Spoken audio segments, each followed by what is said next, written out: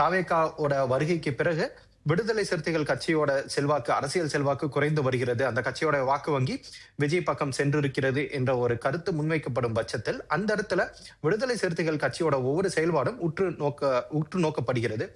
அந்த கட்சியோட தலைவர் திருமாவளவன் நாடாளுமன்ற உறுப்பினராக இருக்கிறார். திடீரென அவர் காட்டுமன்னார் கோயில் தொகுதியில் தான் போட்டியிடுவதாக அறிவித்தார். அதனைத் தொடர்ந்து ஆலோசனைகளுக்கு பிறகு, இல்லை, நான் அந்த தொகுதியில் நான் போட்டியிடவில்லை என அறிவித்துவிட்டு மற்றொருவருக்கு அந்த வாய்ப்பை வழங்குகிறார். எனவே திருமாவளவன் ஏன் அந்த தொகுதியில் போட்டியிட நினைத்தார் ஒன்று, இரண்டாவதாக ஏன் அதிலிருந்து வாபஸ் வாங்கினார் என்ற இரண்டு கேள்விகளும் அதற்கான சர்ச்சைகளும் தொடர்ந்து எழுகிறது.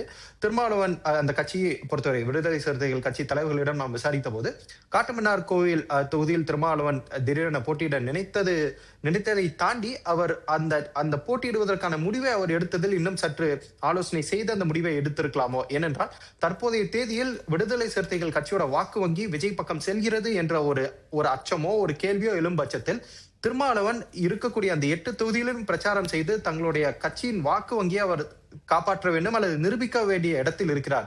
அப்படி இருக்கும் பட்சத்தில் அவர் காட்டுமன்னார் கோயில் ஒரே தொகுதியில் மட்டும் அவர் கவனம் செலுத்த வேண்டிய சூழல் ஏற்பட்டால் அது இந்த கட்சியின் பிரச்சாரத்துக்கு ஒரு சற்று பின்னடைவாக அமையும். எனவே அவர் வாபஸ் வாங்கியது ஒரு நல்ல முடிவாகத்தான் அங்கு இருக்கக்கூடிய கட்சியின் 2ஆம் கட்ட தலைவர்கள் பார்க்கிறார்கள் என்பதுதான் எனக்கு கிடைத்த தகவல்.